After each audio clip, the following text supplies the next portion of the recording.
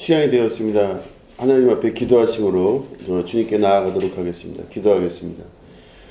사랑과 은혜가 많으신 하나님, 오늘 주님의 날, 주님의 전에 함께 모여 예배드립니다. 하나님, 예배 가운데 좌정하시고 하나님 홀로 영광 받으시며 예배 가운데 주께서 우리 가운데 역사하시는 귀한 은혜를 체험하는 시간 될 수 있도록 성령 하나님 역사하여 주시옵소서. 감사드리며 예수님의 이름으로 기도드립니다. 아멘. 다 같이 일어나셔서 찬송 8장 함께 찬송하시겠습니다.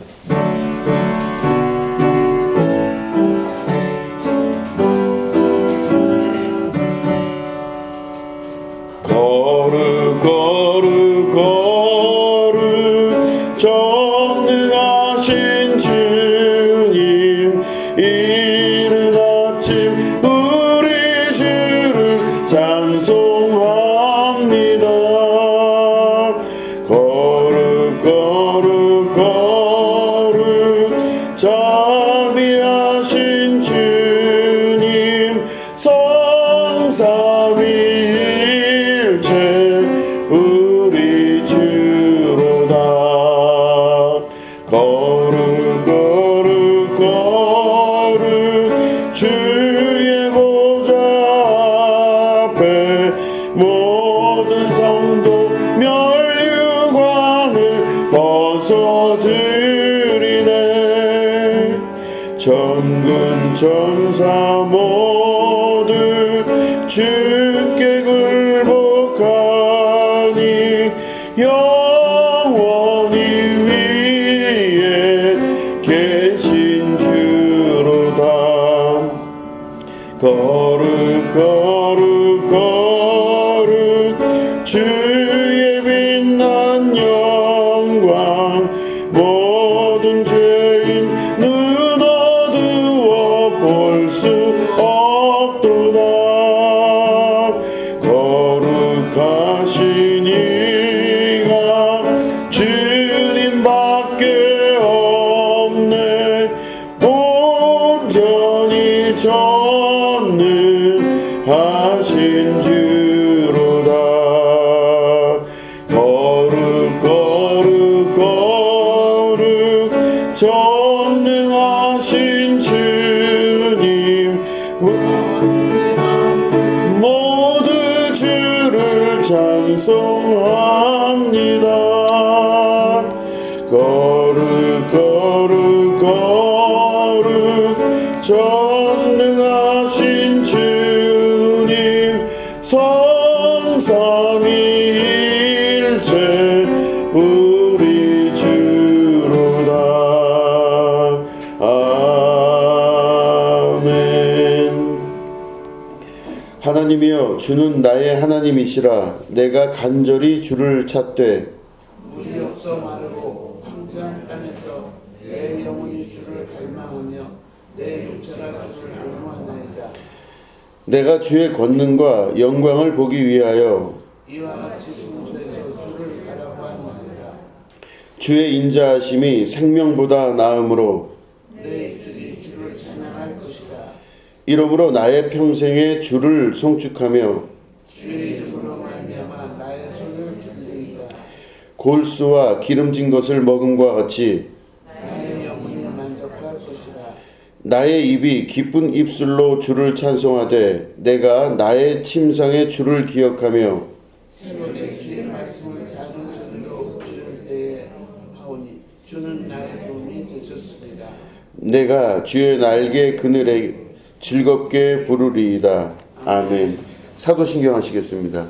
전능하사 천지를 만드신 하나님 아버지를 내가 믿사오며 그 외아들 우리 주 예수 그리스도를 믿사오니 이는 성령으로 잉태하사 동정녀 마리아에게 나시고 본디오 빌라도에게 고난을 받으사 십자가에 못 박혀 죽으시고 장사한 지 사흘 만에 죽은 자 가운데에서 다시 살아나시며 하늘에 오르사 전능하신 하나님 우편에 앉아 계시다가 저리로서 산자와 죽은 자를 심판하러 오시리라. 성령을 믿사오며 거룩한 공회와 성도가 서로 교통하는 것과 죄를 사하여 주시는 것과 몸이 다시 사는 것과 영원히 사는 것을 믿사옵나이다. 아멘. 자리에 앉아주시기 바랍니다. 찬송 435장입니다.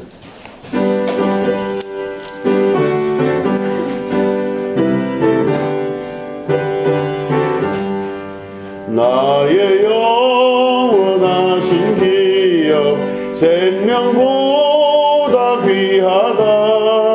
나의 갈 길 다가도록 나와 동행하소서.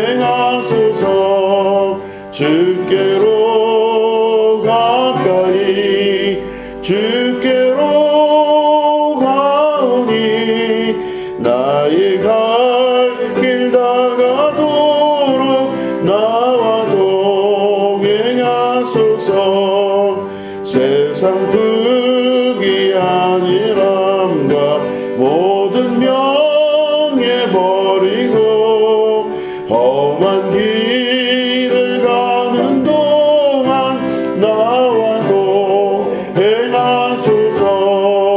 주께로 가까이 주께로 가오니 나의 갈 길 다가도록 나와 동행하소서. 어둠 골짝 지나가며 험한 바다 건너서 전국문에 이르도록 나와 동행하소서. 주께로 가까이 주께로 가오니 갈 길 다가도록 나와 동행하소서. 아멘. 드려진 예물을 위해서 기도하겠습니다. 하나님 아버지 감사하고 또 감사드립니다. 하나님께서 공급해 주시는 하나님의 도움으로 살아갈 수 있게 하시니 감사합니다. 세상을 의지하지 아니하고 세상이 기준 잡지 아니하며 하나님의 말씀과 하나님께 기준 잡고 살아갈 줄 아는 자 되게 하심을 감사합니다. 하나님, 이 예물 드린 손길들에게 축복하여 주시고 하나님 안수하시며 하나님께서 공급하시는 하나님의 도움으로 살아갈 수 있는 지혜의 백성이 되게 하여 주시옵소서. 하나님, 문제가 문제 아님을 깨달을 줄 아는 믿음의 백성 되게 하시고 하나님께서 공급해 주시는 신령한 은혜로 사랑함으로 이 땅에서 승리하는 축복의 자녀들 될 수 있도록 도와주시옵소서. 특별히 기도의 제목이 있는 영혼에게 안수하여 주셔서 그 모든 것 위에 합력하여 선을 이루는 축복을 경험하는 귀한 은혜를 경험케 하여 주시옵소서. 감사드리며 예수님의 이름으로 간절히 축복하며 기도드립니다. 아멘. 예, 우리 하나님 말씀 함께 보시겠습니다. 창세기 17장 1절부터 5절에 있는 말씀입니다.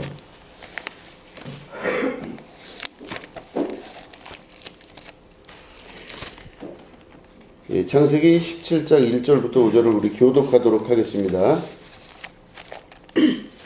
아브라함이 99세 때에 여호와께서 아브라함에게 나타나서 그에게 이르시되 나는 전능한 하나님이라. 너는 내 앞에서 행하여 완전하라. 내가 내 나라를 나와 너서에 두어 너를 크게 번성하게 하리라 하시니.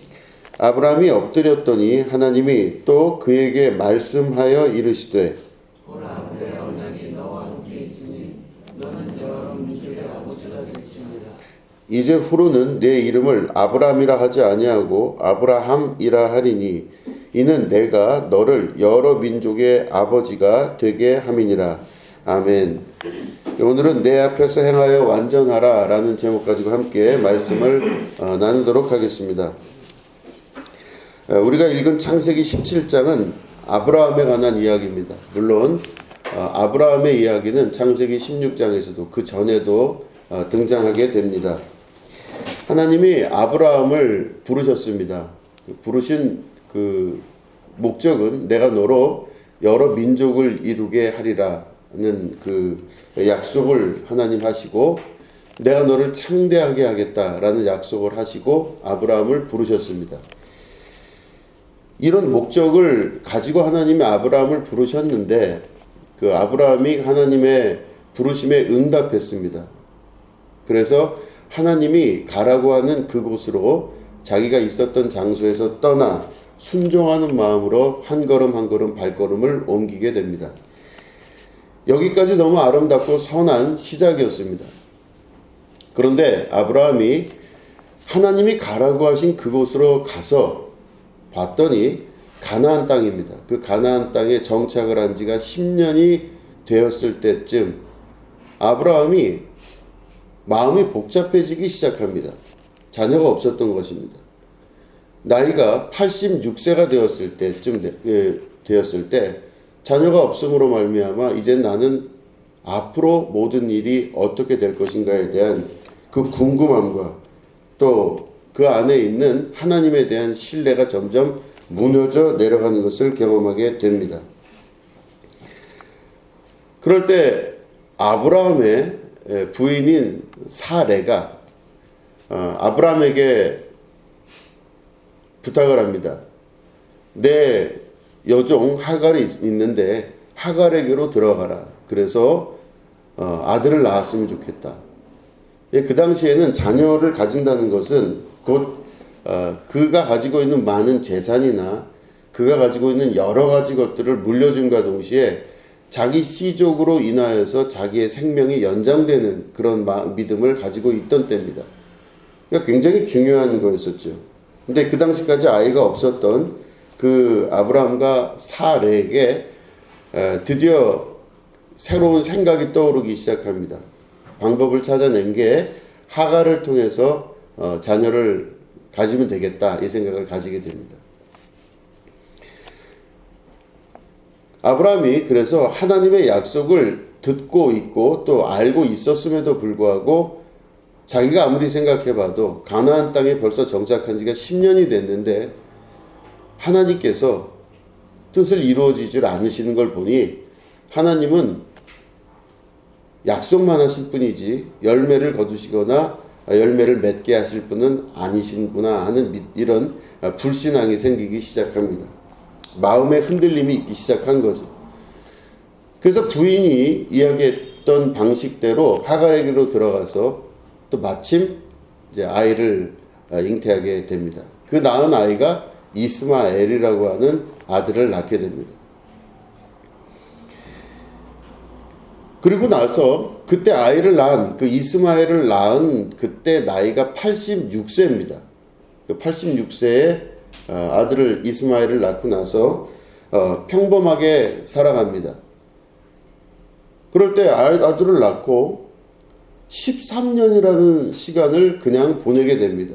가나안에 정착해서 10년을 지내다가 시간이 흐르면서 하나님이 응답하지 않는 걸 보니 그냥 별거 없는 거구나 이 생각을 하고 있다가 부인 사레의 말을 듣고 하갈과 동침을 해서 이스마엘을 낳고 13년이라는 시간을 보내게 됩니다. 그 13년 동안 어떻게 변화가 됐는지에 대한 이야기는 나오지 않습니다. 아브라함이 뭘 했고 어디 가서 뭘 어떻게 했으며 이런 이야기는 전혀 성경에는 나오지 않습니다. 다만 그가 86세의 아들을 얻었다. 이게 바로 16장의 맨 마지막에 나오는 이야기입니다. 근데 바로 17장으로 넘어가면서 새로운 전개가 시작이 됩니다. 13년 후에 그 아브라함에게 하나님이 나타나셨습니다. 그래서 아브라함의 나이는 13년 후니 99세가 되었을 때 아브라함에게 하나님이 나타나셔서 말씀하시되 나는 전능한 하나님이라 너는 내 앞에서 행하여 완전하라 이렇게 말씀하고 계십니다. 아브라함 입장에서는 황당할 수도 있습니다. 자기는 응답도 하지 아니하고 대답도 하지 아니하시는 그 하나님, 나의 생활과 별로 관계가 없어 보이는 듯한 하나님, 가나안에 정착한 지 10년 됐는데도 아무 말씀 없으셨고 이스마엘을 우리 방식대로 나름 낳는데도 13년 동안 아무 말씀도 없었던 하나님이 갑자기 아브라함이 99세 때 불쑥 나타나게 되는 것입니다. 신앙의 여정 안에서는 이러한 일들이 너무 자주 있습니다. 지칠 때가 있고 괴로울 때가 있습니다. 우리도 신앙생활 하면서 하나님 앞에 기도 제목을 가지고 하나님 앞에 간절히 구한 적도 있을 겁니다. 혹은 지금 또 그 간절함을 가지고 구하실 수도 있습니다. 그런데 매번 우리가 좌절하는 건 내 속도와 하나님의 속도가 맞지가 않고 나의 때와 하나님의 때가 맞지가 않는 것에 깊이 좌절할 때가 참 많습니다. 그럴 때마다 불쑥불쑥 우리 안에서는 여러 생각이 떠오릅니다. 내가 믿고 있는 게 잘 믿고 있는 건가? 하나님이 그 말씀하신 것까지는 이해가 되는데 하나님의 그 말씀에 마침이 없는 걸 보니 이거는 괜히 허공에 뜬 이야기를 듣는 것 아닌가? 우리는 무슨 신앙을 갖고 있는 걸까? 나는 지금 어디로 가는 걸까? 이 생각을 할 때가 참 많이 있습니다. 그때마다 우리의 마음은 흔들리기도 하고 휘청이기도 합니다. 또 주변에 누군가가 무슨 말을 하면 그 말에 귀를 기울일 수밖에 없게 됩니다. 지금이 어떤 시대인데 그런 식으로 예수를 믿어? 답답하게, 참 당신 답답해. 그렇게 믿는 게 진짜 믿는 거야? 요즘 기독교인들이 어떤 소리 듣는지 알아? 뭐 여러 가지 이야기가 들립니다. 자기 마음대로 하면 되지 왜 그렇게 교회 가서 어려운 일을 스스로 당하고 살아? 뭐 여러 가지 일들이 다 있어. 요즘 얼마나 살기 어려운데 교회 가서 헌금하고 교회 가서 예배 드리는 게 그게 맞다고 생각해? 여러 가지 이야기 많이 있죠. 그런 주변의 여러 가지 이야기들이 우리 속으로 들어오게 되는 가장 중요한 그 원인, 이유는 하나님의 뜻이 혹은 하나님의 약속이 내가 생각했던 것과 시간이 맞지가 않다는 것입니다. 참 그게 우리를 힘들게 만드는 것 중에 가장 큰 것이죠. 근데 성경에서는 그 내용이 그대로 기록이 되어 있습니다.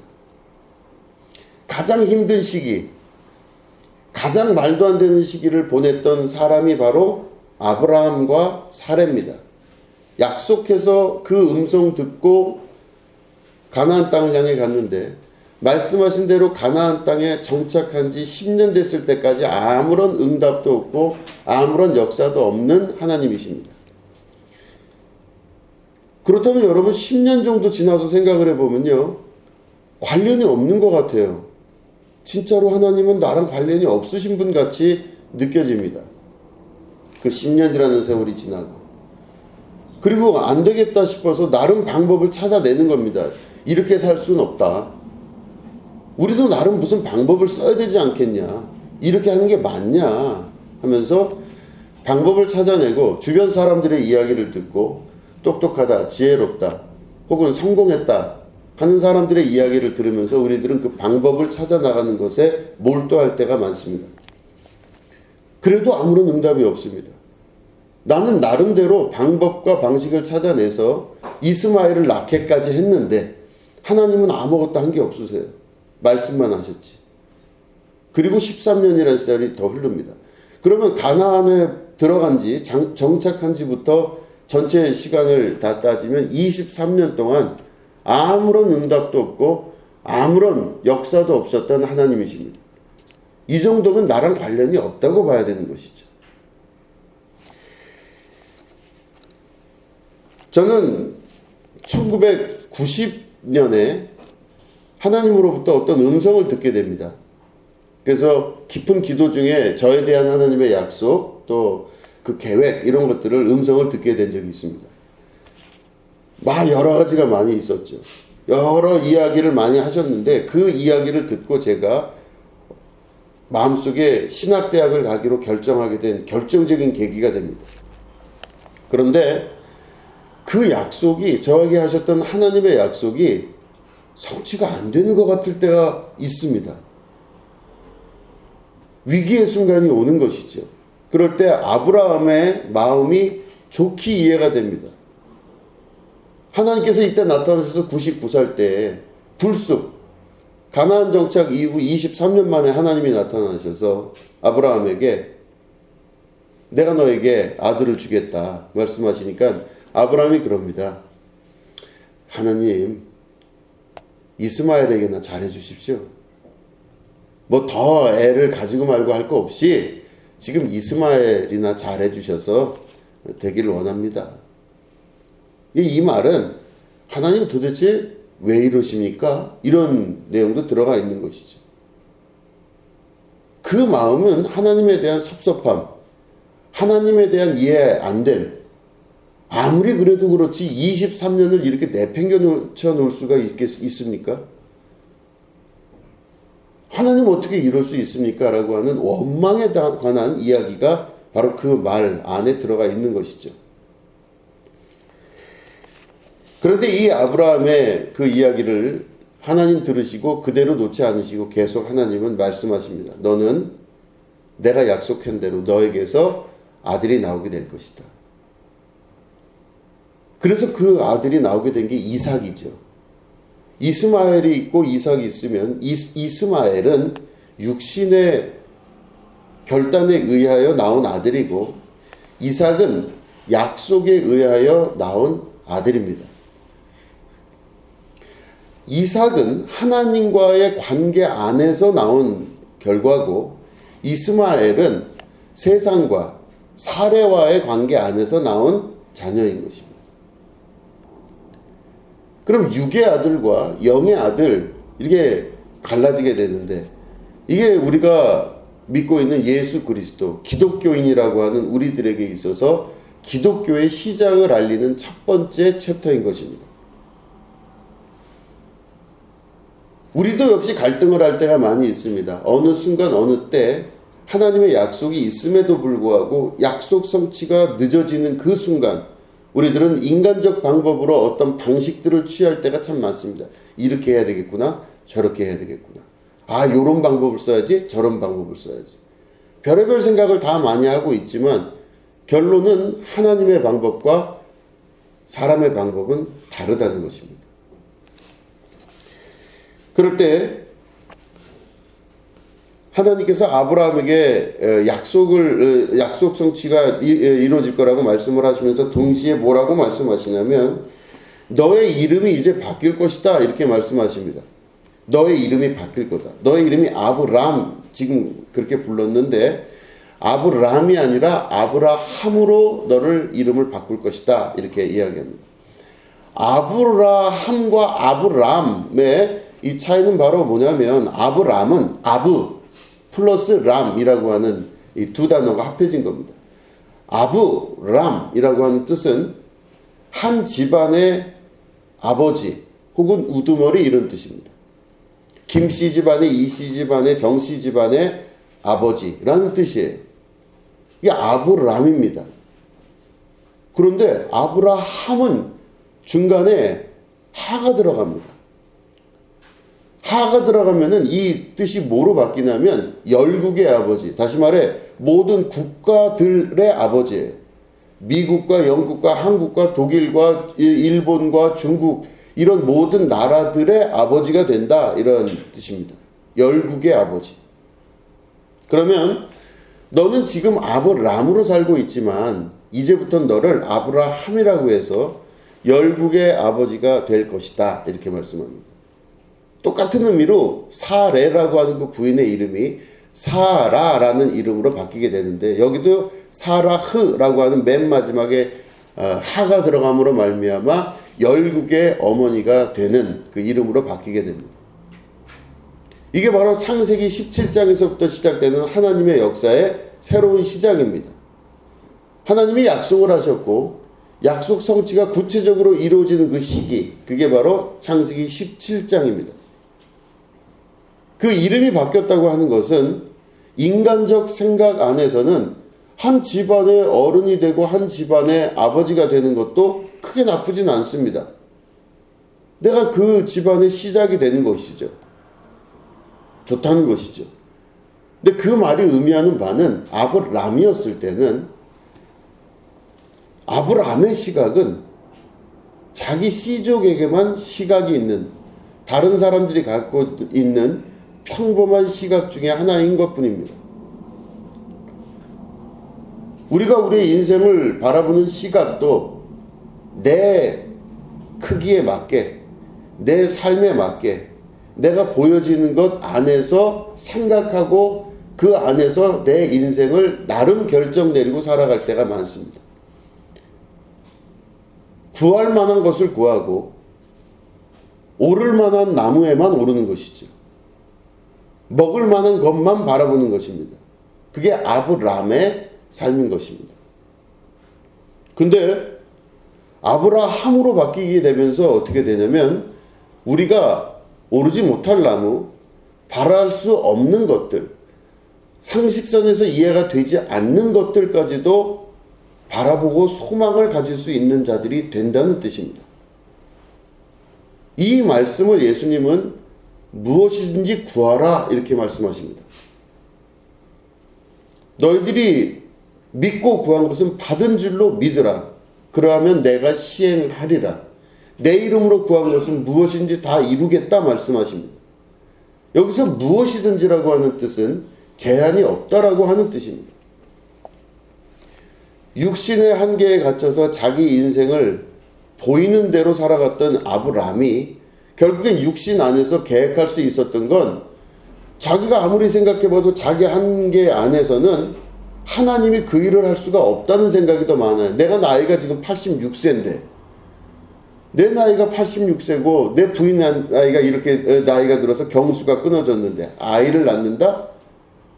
말도 안 되는 이야기죠. 그런데 그 시간이 지나면서 하나님께서 아브라함으로 바꾸게 되는 창세기 17장의 이야기는 99세가 됐을 때 새로운 시작이 열린다는 것입니다. 그러면 우리들의 생각과 마음이 대부분 다 어디에 기초를 하고 있냐면 내가 알고 있는 지식, 내가 알고 있는 경험, 내가 알고 있는 주변 사람들의 이야기에 우리의 머릿속은 대부분 꽉 차 있습니다. 그렇기 때문에 우리는 그 안에서 생각하고 그 안에서 결정을 내릴 때가 많습니다. 그거보다 조금 벗어난 일이 있으면 조금 이상하다고 얘기를 합니다. 헛된 꿈을 꾸고 있다고 주변 사람들이 이야기하기도 하죠. 상식선에서 살아라. 좀 이성적으로 생각을 해봐라. 그게 말이 될 일이겠느냐. 그래서 자기 경험 안에서 대부분 다 모든 생각을 하고 결정을 내립니다. 이건 이러기 때문에 안 되고 저건 저러기 때문에 안 된다는 것이 내 경험 안에 다 녹아 있다고 하는 뜻이죠.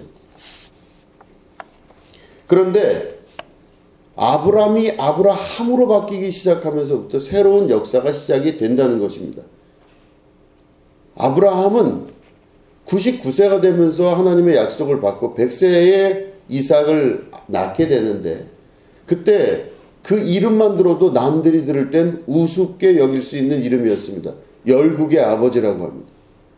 한 집안의 아버지도 갱신이 됐는데 열국의 아버지가 되는 그 이름을 들었을 때는 많은 사람들의 비난을 받고 사람들이 듣기에도 우스꽝스러운 이름으로 들릴 수가 있습니다.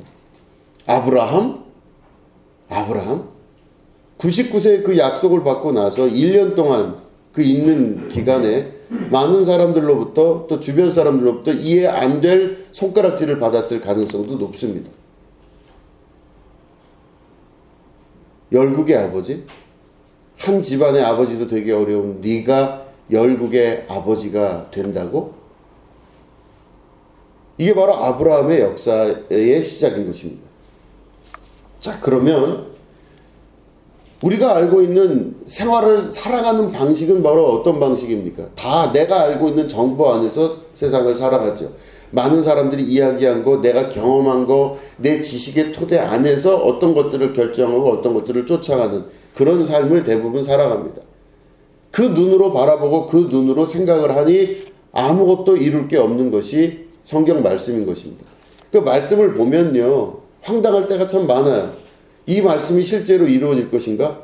이거를 우리의 경험에 기초해서 보면요, 다 이해가 안 되고 말도 안 되는 내용들이 훨씬 많습니다. 성경이니까 그렇지. 그런 기적이 일어나는 건 예수님이니까 그렇지. 누구니까 그렇지. 그러니까 나는 그렇게 될 수 없다라고 하는 암묵적인 동의를 하고 성경을 바라보고. 그러니까 성경은 다 이상한 이야기들이에요. 내가 지금까지 경험해 봤는데 안 되더라. 내가 지금까지 경험해 봤는데 교회 다니고 신앙생활 하는데 이건 안 되더라. 근데 왜 안 되는데 자꾸 사람들은 교회를 다닐까? 그 사람들이 마음이 약해서 그래. 뭔가 인생에 대한 두려움이 있거나 할 때 두려움을 피하려고 종교를 가지는 것이지. 이러면서 우리가 알고 있는 상식선에서의 종교에 관한 이야기로 이야기가 전개되기 시작합니다. 하나님의 나라는 우리가 알고 있는 지식과 우리가 알고 있는 경험과 우리가 알고 있는 세계를 온전히 버려야만 하나님 나라에 들어갈 수가 있게 됩니다. 오늘 말씀 보시면 1절에 이런 말씀이 있죠. 나는 전능한 하나님이라 너는 내 앞에서 행하여 완전하라 이렇게 말씀하고 계십니다. 완전하라 말씀하십니다. 완전하라. 이 신약성경에서는 예수님이 그렇게 하시죠. 내가 온전하니 너희도 온전할지어다 그러셨습니다. 예수님이 온전하니 너희도 온전할지어다. 온전한 게 가능하기 때문에 우리에게 말씀하시는 것입니다. 온전한 게 가능하기 때문에. 내가 온전하니 너희도 온전할지어다. 오늘 아브라함에게도 하나님이 동일한 말씀하십니다. 너는 내 앞에서 행하여 완전하라 말씀하십니다. 어떻게 인간이 완전할 수가 있겠습니까? 이 완전하란 뜻을 아브라함의 그전 과거에 있는 일들을 유추해서 보면 아브라함은 어땠습니까? 하나님의 말씀이 17장 1절에 있는 말씀이 있기 전까지 아브라함은 하나님 말씀을 믿었어요. 그 믿고 신앙생활을 한 겁니다. 쫓아갔어요. 친척분척 아비 집을 떠나서 가라고 하는 곳으로 갔어요. 그 가나안 땅까지 잘 갔습니다. 이러면 완전히 끝난 거잖아요. 가나안 땅까지 가가지고 거기서 완전하게 됐어요, 자기는. 그런데 이루어진 게 없다고 생각하는 겁니다. 여기까지 왔는데 이제는 아무것도 없어요. 왜냐하면 자녀가 없으니까. 가장 중요한 핵심인 자녀가 없는데 내가 너로 큰 민족을 이루겠다 하시는 약속이 이루어진 게 아니에요. 장소만 이루어진 것입니다. 신앙생활은요, 시작과 끝이 분명히 있는 것입니다. 다시 말해 출발하는 게 있으면 도착해서 거기서 이루는 것이 있는 것입니다. 신앙의 시작이 있으면요, 과정을 통해서 마지막 결론이 나야 되는 것입니다. 이게 신앙생활입니다.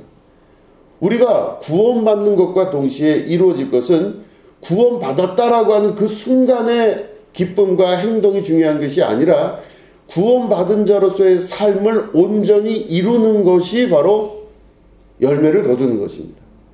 내가 예수 믿고 구원을 받았다 하면요, 구원받은 자로서의 삶을 매일매일 변화를 통해서 완전히 행하고 나아가는 것입니다. 기도원 많이 다닌 옛날 어른들 보면 기도원 갔다 와요. 그럼 막 큰 은혜를 막 받고 막 그냥 막 세상이 다 천국으로 변한 것 같아요. 막 천사 같은 사람이 됩니다. 그러니까 성령 충만, 은혜 충만해갖고 기도원 갖고 큰 은혜 받고 집으로 돌아오면요, 마귀로 변하는 게 한 3일 안에 다 대부분 마귀로 변해요.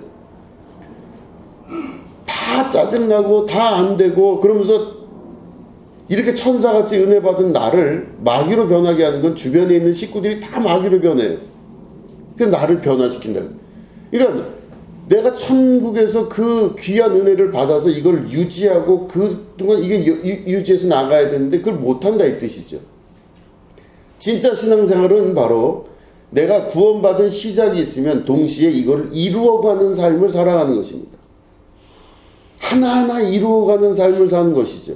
맨 처음에는 자기로부터의 혁명이 있어야 됩니다. 자기가 변화돼야 돼요.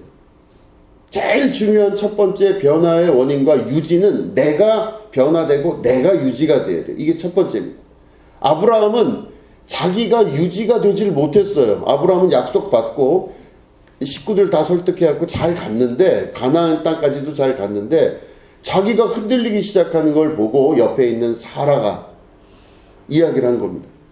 하나님이 아무리 그렇게 말씀하셨어도 될 법한 일을 말씀하셔야지. 너무 황당한 거 아닙니까? 당신이 남편으로서 말을 좀 해보라고요. 아니 약속을 했다면서 지금까지 10년이 넘는 동안 단 한 번도 나타나지 않고 단 한 번도 이야기하지 않는 하나님이 무슨 하나님이냐? 말이 안 되지 않냐고. 근데 아브라함이 만약에 자기가 그것을 유지하고 지켰다면 사라의 말을 들었어도 설득이 가능했을 겁니다. 아니 자기가 밑도 끝도 없이 집 사갖고 이사간 사람 정도의 믿음이었으면요 행동의 결단력이 있는 사람입니다. 그런데 꼼짝 못해요. 옆에서 사라가 이야기하니까 흔들리기 시작해요. 왜 흔들립니까? 자기가 흔들리기 시작한 거예요. 은혜를 받고 신앙생활을 하고 나서 그 신앙생활을 하는 첫 번째 자기혁명의 핵심은 누구냐? 납니다. 내가 정확하게 그것들을 유지하고 지킬 줄 아는 사람이 되어야 됩니다. 두 번째는 나의 유지를 통하여서 내 식구들이 변화를 경험하게 되는 것입니다. 나의 변화를 통하여서 나의 구원을 통하여서 두 번째 식구들이 주변에 있는 사람들이 변화하기 시작하는 겁니다. 세 번째는 바로 내 친구와 주변에 있는 사람들의 변화를 경험하기 시작하는 겁니다. 내가 그것들을 유지해 나가기 시작하면 천국이 전염되듯 확산이 되기 시작하는 것입니다. 이게 복음의 시작과 그 시작으로 나타나는 역사인 것입니다. 아브라함의 변화를 통해서 아브라함의 자손들이 계속적인 훈련과 경험을 통해 하나님의 나라가 확장되는 것을 경험하게 됐듯이 한 사람의 신앙의 변화도 그렇게 되게 되는 것입니다. 완전하라고 말씀하십니다. 그러면 완전하라는 뜻은 아브라함은 그 전에 16장까지는 육신으로 살았던 사람입니다. 해보니까 안 되겠는 거예요. 하나님 말씀도 좋고 신앙도 참 좋은데 안 될 일을 하신 것 같아요. 하나님의 말씀이 맞는 건 동의를 하지만 그것이 이루어진다는 것에 대해서는 동의를 못하게 되는 거예요. 왜냐하면 시간이라는 그 시간 동안. 그래서 아브라함이 뭐가 됐습니까? 육신이 된 거예요. 아브라함이 영의 사람이 아니라 육이 된 겁니다. 그래서 사라의 말을 듣고 결국에는 이스마엘을 낳게 됩니다. 육의 사람이 된 아브라함. 이제는 하나님의 말씀을 통하여서 영적 단계로 올라갔던 그 사람이 떨어지기 시작하면서 그 신앙의 단계에 하락을 경험하면서 믿을 만한 것을 믿어야지라고 하는 자기 육신의 사람으로 변한 겁니다. 또 그 육신의 열매가 있었어요. 이스마엘을 낳았잖아요. 어쨌든 자기 호적에 올렸잖아요. 그냥 누가 봐도 육신으로 사람으로 살 때는 오히려 열매가 있게 되는 것입니다. 하나님 말씀해 보십시오. 뭐가 있습니까? 하나님 하신 게 뭐가 있어요? 가라고 해서 여기까지 왔는데 하나님 한 게 뭐가 있습니까? 그러니까 아브라함은 지금 육신이에요. 육신의 사람으로 전락한 겁니다. 그럴 때 하나님이 나타나셔서 17장에 너는 내 앞에서 행하여 완전하라 말씀하십니다. 완전하라. 이 완전하라고 하는 그 히브리어 뜻이 보니까 타민이라고 하는 단어를 쓰는데 이 타민이라는 단어는 다른 해석이 또 있습니다. 뭐냐면 비난받지 않을 사람이에요. 그러니까 비난받지 않을 정도의 존재가 타민이에요. 그러니까 다시 말해 완전하라는 거는 우리가 이 완전하라는 말이 너무나 사실은 막연한 말인데 이 완전하라고 하는 그 뜻의 또 다른 해석을 보면 비난받지 않을 정도의 사람이에요. 이게 어디서서 이 타민이라는 단어가 어디에 쓰였나 쭉 제가 자료를 찾아봤더니 흠없는 어린 양, 흠없고 점없는 어린 양, 이게 바로 타민이에요. 그래서 흠없고 점없는 게 도대체 무슨 의미가 있을까 이렇게 봤더니 이 양이 이제는 상품으로 거래가 되던 시기입니다. 그래서 내가 양 몇 마리를 낳았으면 저 옆에 집에다가 물물 교환을 해서 이 양을 팔아요. 그럼 양을 파는데 이 양의 새끼를 팔 때 이 사람들이 꼼꼼하게 이 털 안에 있는 그 피부를 막 들여다봅니다. 그래서 애가 만약에 상처가 있으면요 감염의 위험이 있잖아요. 감염의 위험이 있으면 죽을 수도 있다는 뜻입니다. 그 말은 다시 말해 상처가 있거나 그 점이 있거나 그러면 이 아이는 거기 상품의 가치가 없다 이런 뜻이죠. 그때 쓰는 단어가 타민입니다. 이 아이가 이 어린 양이 흠없고 점이 없다 할 때 타민이라는 단어를 써요. 완전하다. 이 아이가 양이 완전하다 할 때는 타민. 그래서 이거를 주는 겁니다. 그럼 그 말은 비난받지 않을 만큼의 상품성을 가진 양을 말하는 거겠죠. 비난받지 않을 만큼의 상품성을 가진 양, 이게 타민이라고 하는 완전하다라고 하는 뜻이라면 하나님이 지금 아브라함에게 말씀하시기를 너는 내 앞에서 행하여 완전하라 이렇게 말씀하실 때 우리를 그 양으로 비유하자면 내가 흠없고 정없는 양처럼 상품으로서의 가치에서 떨어지지 않게끔 스스로를 만드는 것입니다. 양은 때로는 살이 찔 수도 있고 좀 마른 양일 수도 있습니다.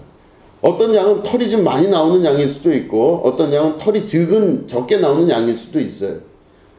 어떤 양은 목소리가 좀 좋은 양이 있고 또 좋지 않은 양일 수도 있습니다. 어떤 양은 건강한 양일 수도 있고 조금 약한 양일 수도 있어요. 그러나 제일 중요한 거는 상품성으로 봤을 때는 그런 모든 가치가 별로 그렇게 크게 중요하지 않다라는 것입니다. 중요한 것은 이 양이 생명을 유지하느냐 안 하느냐의 문제가 달려있다는 뜻이죠.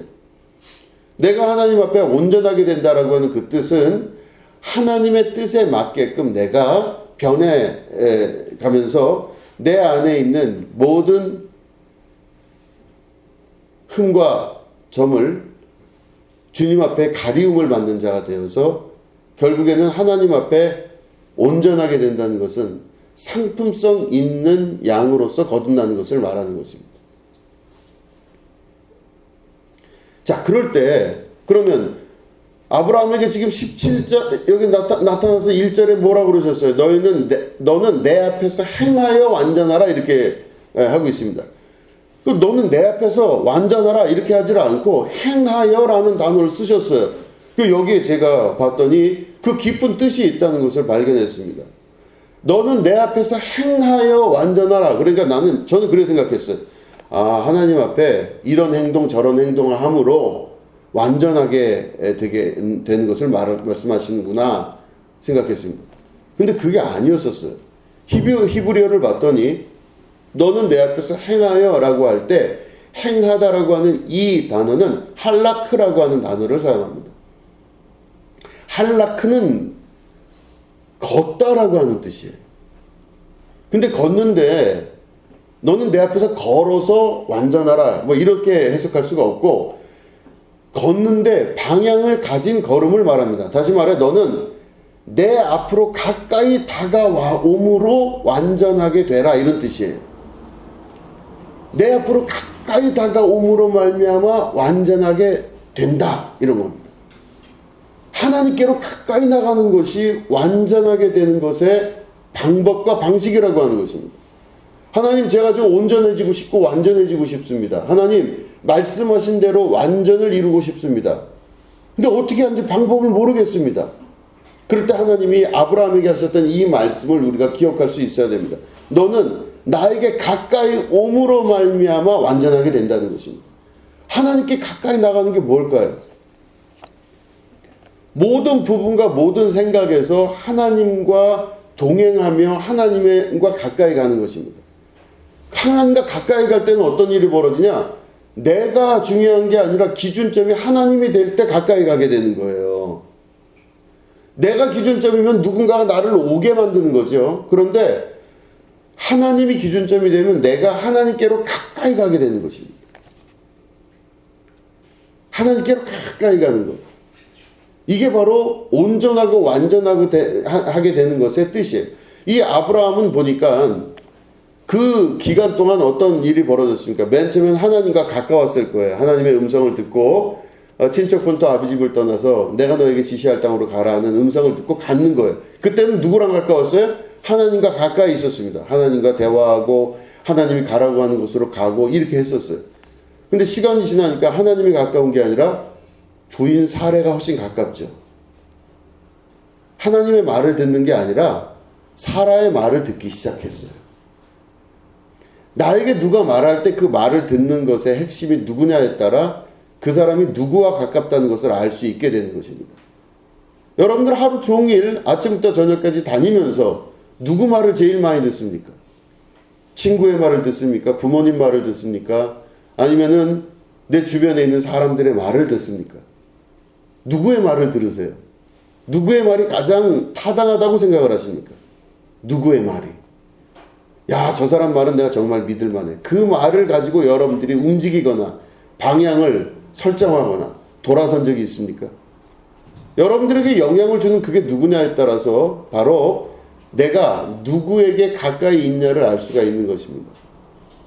근데 하나님께 가까이 감으로 너희가 완전하게 된다, 이 말씀은 하나님의 말씀을 듣고 그 하나님의 말씀대로 그 말씀의 비중을 가지고 살아가는 것을 의미하는 것이죠.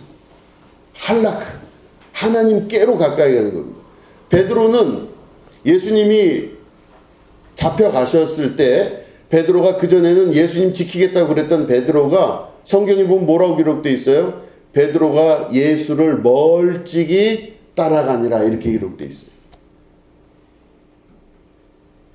멀찍이 따라가기 시작하는 겁니다. 이제 예수님이 내가 엊그저께 만났던 그 예수님이 아니에요. 이제는 잡혀가기 때문에 조금 불안하기 시작하고, 중심이 예수님이었던 사람이 베드로였는데 이제는 중심이 예수님이 아니라 자기에게로 돌아오기 시작한 겁니다. 내 안정과 내 안심, 내 생각으로 바뀌기 시작해요. 그전엔 베드로 그렇게 안 했습니다. 베드로는 예수님에게, 예수님 만약에 십자가 달려 죽으신다? 나 그거 못 봅니다. 내가 죽으면 죽었지 예수님 돌아가시는 거 못 봐요. 어떤 놈들이 잡아가면 내가 그 놈들을 가만두지 않을 겁니다. 이게 바로 베드로의 말이었습니다. 그러니까 베드로는 중심이 예수님에게 있었던 사람이었어요. 그런데 예수님이 막상 잡혀가니까 베드로가 예수님을 멀찍이 따라가니라 했습니다. 적당한 거리를 두고 안 따라가는 건 아니지만 슬슬 근처를 돌면서 멀찍이 쫓아가는 자가 됩니다. 그런데 아브라함에게 요구하셨던 하나님의 이 요구는, 너는 내 앞에서 행하여, 다시 말해 내 앞에 방향을 나에게로 돌려서 가까이 옴으로 완전해져라, 이렇게 말씀하십니다. 할라크.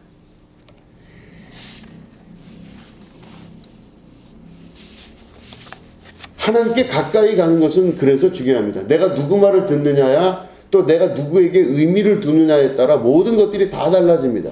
내가 정작 필요할 때 누구 말을 듣느냐라고 하는 것은 굉장히 중요한 신앙의 기준 중에 하나입니다. 우리 한번 하나님 말씀 찾아보겠습니다. 시편 73편입니다.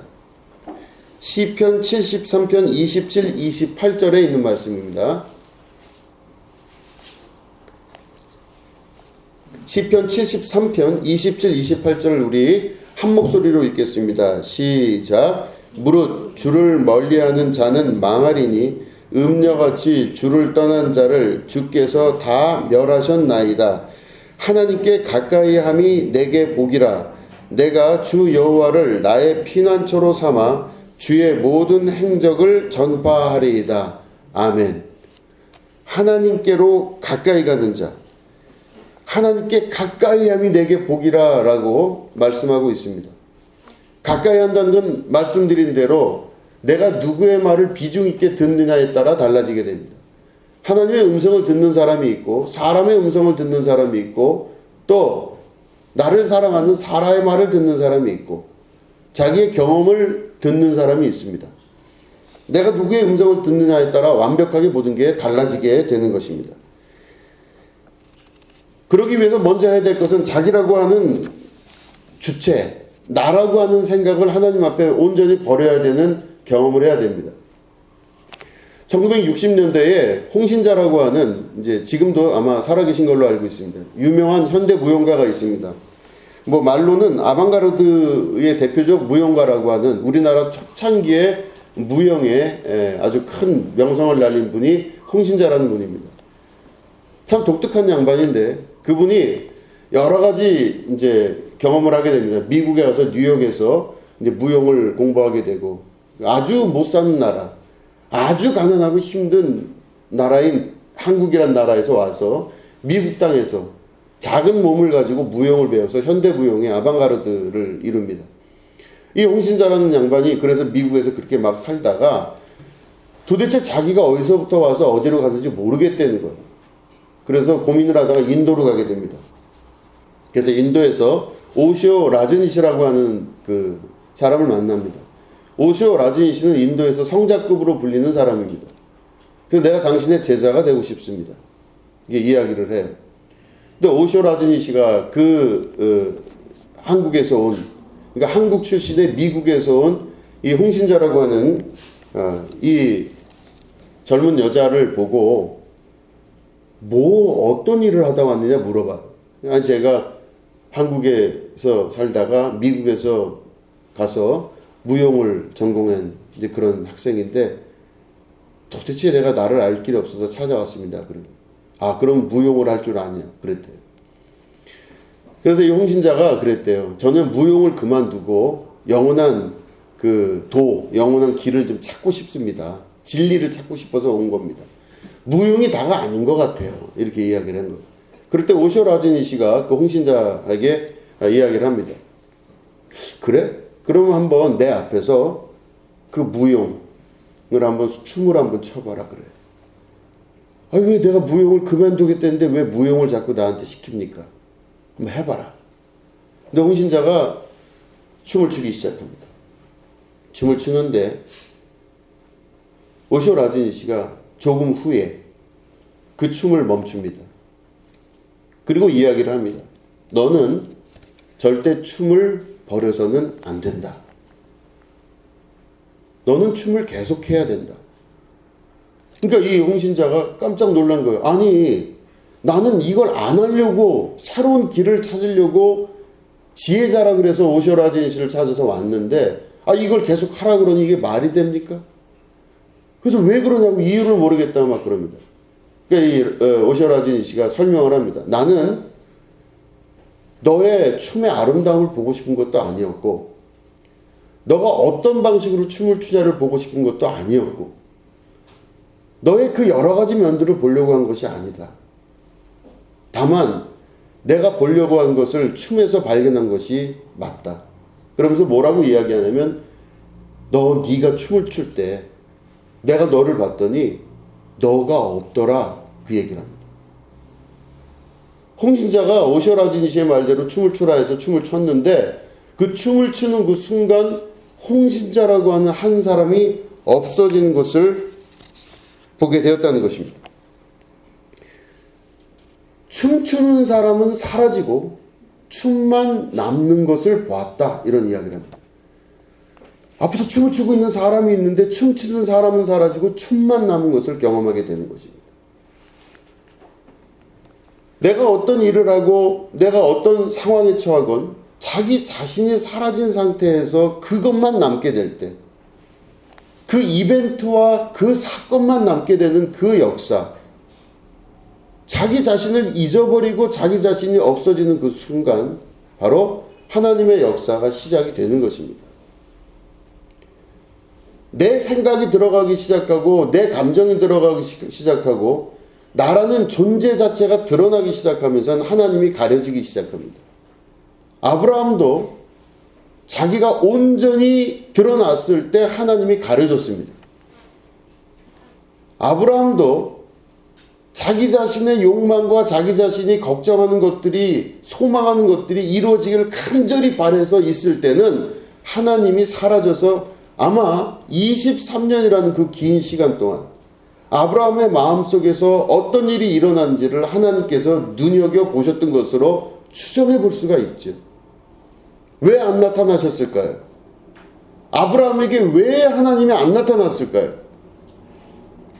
자기가 살아 꿈틀거리면서 자기라고 하는 자아가 그 속에서 바글바글 끓어오르는 그 순간 하나님의 빛을 스스로 가려버리게 됩니다. 요한복음의 1장에 보면은 태초에 말씀이 계시고 그 말씀이 이 땅에 빛으로 오셨는데 그 빛으로 오신 주님이 오셨음에도 사람들이 그 빛을 알아보지 못했다 이렇게 되어 있습니다. 여러분 빛인데 왜 안 보여요? 알아보지 못한다는 건 말이 안 되잖아요. 빛이라면 알아봐야 됩니다. 근데 빛을 못 봤대요 사람들이. 이게 요한복음에 기록된 말씀입니다. 하나님이 계심에도 불구하고 하나님을 알 수 없게 된 것은 나라고 하는 자아가 온전히 살아 움직일 때, 나라고 하는 자아가 완전하게 실체로서 드러날 때 하나님은 완벽하게 가려집니다. 하나님이 계심에도 그분이 없으신 거예요. 하나님이 내 삶의 주인임에도 불구하고 그분이 없게 되는 것, 이건 바로 아브라함이 겪었던 23년이라는 그 세월 동안 나타난 결과인 것입니다. 하나님은 아브라함을 눈처럼 지켜보면서 그 마음의 움직임을 보고 계셨던 것이죠. 이 말씀에 비춰서 제가 저를 보기 시작했습니다. 하나님의 약속은 이루어질 수 있을까? 근데 하나님의 약속이 성취가 되는 그것이 가려지게 될 때, 그 시간은 점점 늦어지기 시작하고 나에게선 영원히 이루어질 수 없는 사건처럼 나타납니다. 하나님이 계심에도 불구하고, 하나님이 약속하셨음에도 불구하고 하나님의 약속이 이루어지지 않는 것, 그 이유가 뭐다?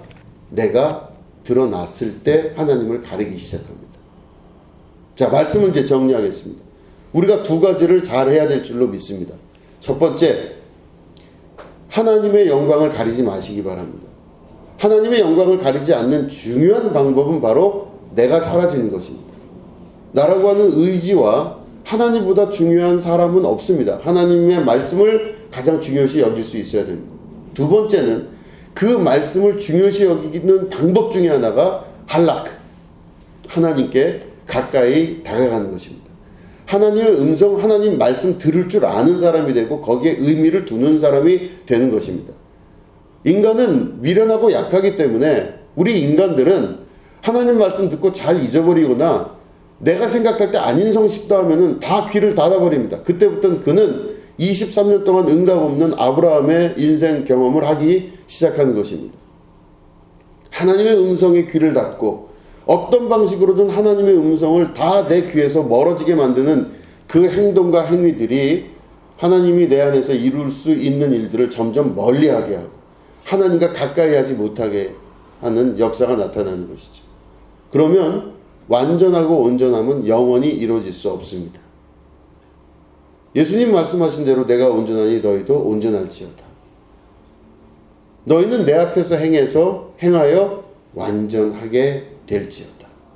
여러분, 이 말씀을 여러분 인생과 삶 가운데서 이루시는 그런 여러분 되시기를 주님의 이름으로 축원합니다. 기도하겠습니다. 하나님, 주 앞에서 행하여 완전한 자가 되게 하여 주시옵소서. 하나님의 약속은 분명히 성취되는 줄로 믿습니다. 하나님의 약속은 오늘도 완전하여서 우리 가운데 역사하는 힘이신 줄로 믿습니다.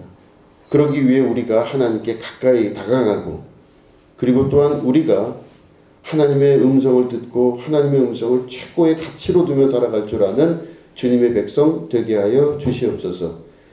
사람들의 생각과 경험과 방식을 의지하지 않고 하나님의 말씀과 약속을 의지하며 사는 자 되게 하여 주시옵소서.